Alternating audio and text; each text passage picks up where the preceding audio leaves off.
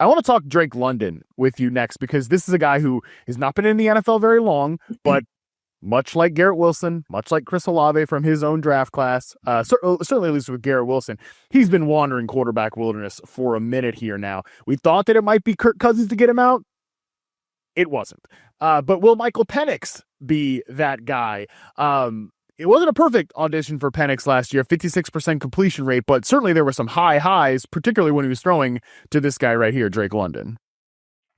Yeah, I mean, there was a massive performance. What was that, week 18, where we kind of got to see what the ceiling can be for Drake London. And if we can, I mean, when you draft players in fantasy football, especially early, you're saying, what's their ceiling? Is this guy a top 12 wide receiver, or could he actually be a top 5, top 3 wide receiver 1 overall? A lot of that is going to hinge on whether or not Michael Penix is actually good at football, which we still don't know yet. Early signs point to Drake London could just continue to have this good role where he is a target hog. And listen, anything is going to be better than what we were getting last year from Kirk Cousins. And it feels like we say that every year with the Falcons. Well, anything could be better now with this new quarterback coming in. But it actually feels real. Like, it feels like we're still waiting on the Kyle Pitts breakout, and we're getting all these weird reports that he's got to work on a lot of stuff. And it's just like it. And somehow he's progressively getting younger at the same time. Like, I don't know, but I think there's Drake London should be firmly in that top 12, probably at like number 12. But I think that's where he's going to stay, even with Michael Penix there, just because the volume is going to be too big to ignore. I think I'm going to end up coming in a little higher than 12 on Drake London. I think he's, man, it's so tough because we just broke down the second-year quarterbacks on Football 301 last week, and Falcons fans, I guess, were not happy with our Michael Penix evaluation, which basically hinged, and I actually think it's perfectly encapsulated by their production and their kind of connection, Drake London and Michael Penix, on out routes. According to Fantasy Points data, he was 11 of 15 on out routes last year, Michael Penix, in the 3 games.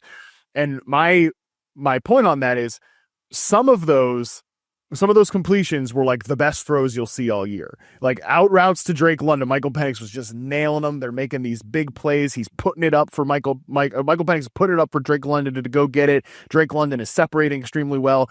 Those 3 misses were like some of the worst misses you'll ever see. Like that's where Michael Penix is right now. He's a high variance quarterback, but that's him as a rookie. If they can, and again, we're hyper focusing on one route, but I think that's generally where he is right now. The highs are very high.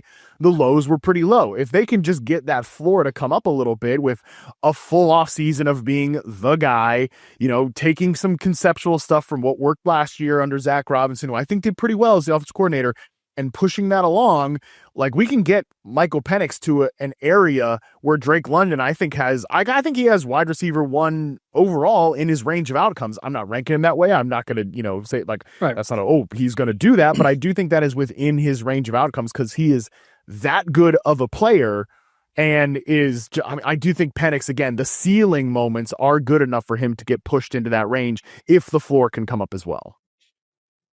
Yeah, it's funny as you say that you can see him being wide receiver 1 overall. I kind of look at Drake London being another guy that's like a Puka Nacua, like a CeeDee Lamb, one of these guys that can just thrive off of volume. And if Michael Penix is anything like their quarterbacks, Matthew Stafford and Dak Prescott, I mean, he doesn't have to be, those are both very good quarterbacks, but what I'm getting at is that he doesn't necessarily have to be this incredible world beater, this Pro Bowler here in year 2 for Drake London to actually be good for fantasy. It's just the volume alone, and Drake London's talent as well is good, actually elevate him to being a top 5, top 10 guy. Absolutely. Yeah. Look, I love Drake London and I really want some good things for him this year.